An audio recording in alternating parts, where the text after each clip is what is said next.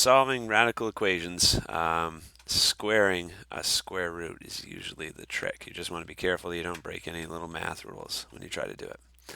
And also make sure to check your answer, because if you plug it in and you get a negative inside the radical, that's not possible, right, for a square root. So what we're going to do, first algebraic step, is we're going to square both sides.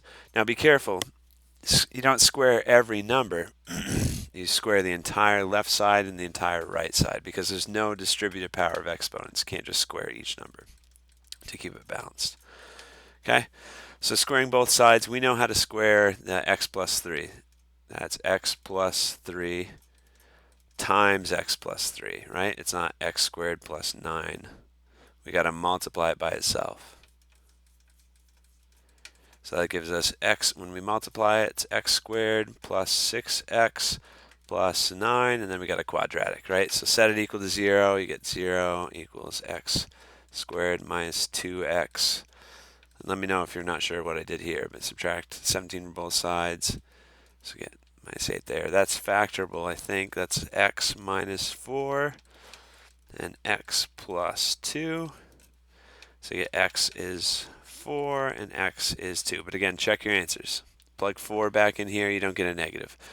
Oh, this is a negative 2. I'm sorry. Plug negative 2 back in here, it gives you negative 16. So again, that's not a negative answer, so we're good. So we got those two, 4 and negative 2. So let's see what else we can find. Some of these are tricky. Okay, like one I saw was a square root plus a square root equals negative 2, and you could do all the algebra, but everything that comes out of a square root function is going to be positive, right? So a positive plus a positive can't equal a negative 3 or a negative 2. So just watch out for that. You can save yourself a lot of work if you stop and just say, hey, nothing I can do. Okay, so I'll save you some time on this one.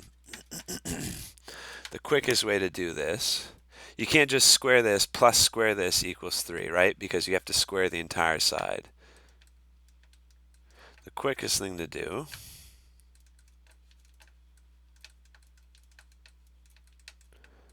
is to move one of the radicals to the left side. So this is the square root of negative 2x plus 3 equals 3 minus the square root of 2x plus 2. And then square both sides. So if you square this radical, it becomes negative 2x plus 3, right? But if you square this side,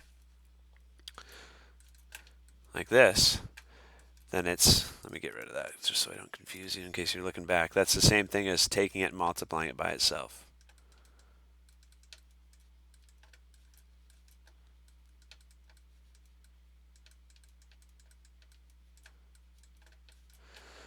Okay? And so it's a little brutal, but, well, no, this isn't too bad. 3 times 3 makes 9. 3 times negative square root of 2x plus 2. Let's just keep it as negative 3 times square root of 2x plus 2. And then this times this makes the same thing. So those will combine nicely. And then you got negative square root times a negative square root that makes a positive.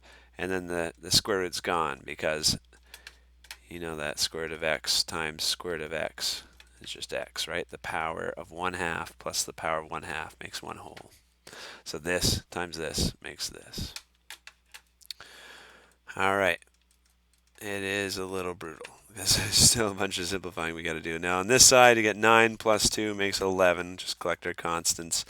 Got a 2x, and then minus 3 square root of 2x plus 2 minus 3 squared. Those can combine to make minus 6 square root of 2x plus 2. Oh, and now let's get the radical by itself. Gotta get rid of the stuff from the last problem I did for somebody. So here, let's move the 11 over to this side, the 2x over to this side, so that makes negative 4x. And then 3 subtracted by 11 makes negative 8. Negative 6 square root of 2x plus 2. And now you've just got one term on the left side, one term on the right side. So you can square both sides, okay? So square this, square this.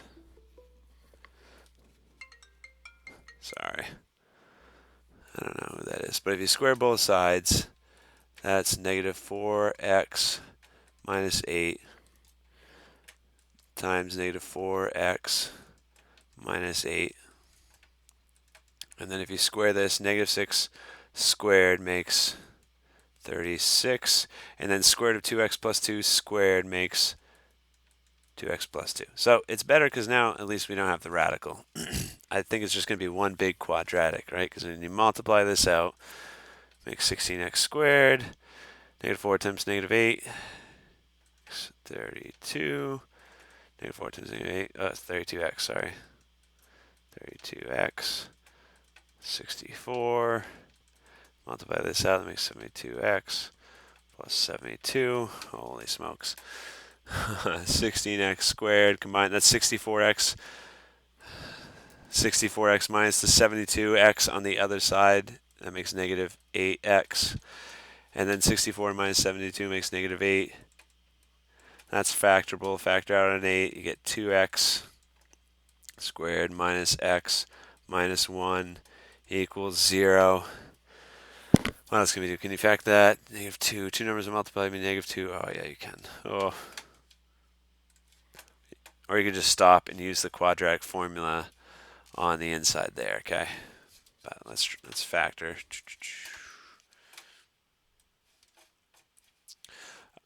I hope it's not losing anybody. Assuming quite a bit of knowledge, what you should probably do if you get lost in those steps is pause, like go back in the video, pause the video as soon as you get lost, see if you can replicate my steps algebraically, because whatever I'm doing is stuff that you've done before if you've gotten to this part of a course.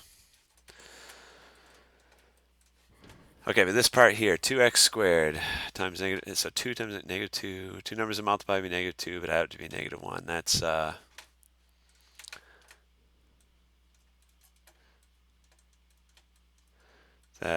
negative 2x and a positive 1x. Right, those add up to be negative x, and then that's going to help us factor 2x squared minus 2x. Then you got x minus 1. Technically need a bracket on the outside of that. So you get 8, and then when you factor this, factor out a 2 from this, 2x. So you get 2x minus 1. Sorry, 2x plus 1. And then the inside, I've lost myself. I'm skipping steps. This is x minus 1. Yeah, so they check out. So that's what it looks like when you factor. And so you get x equals 1, and you get x equals, from this one, you get negative 1/2 when you set them each equal to 0. So let's see if those work. If you plug 1 in here, you get out positive 1. If you plug in 1 out in here, you get out positive 2. So that checks out. Plug in negative 1/2, you get 2 when you simplify this. Plug in negative 1/2 here, you get 1. Okay, so both those work. Those are our two solutions, 1 and negative 1/2. Let's go plug them in. A lot of work, huh?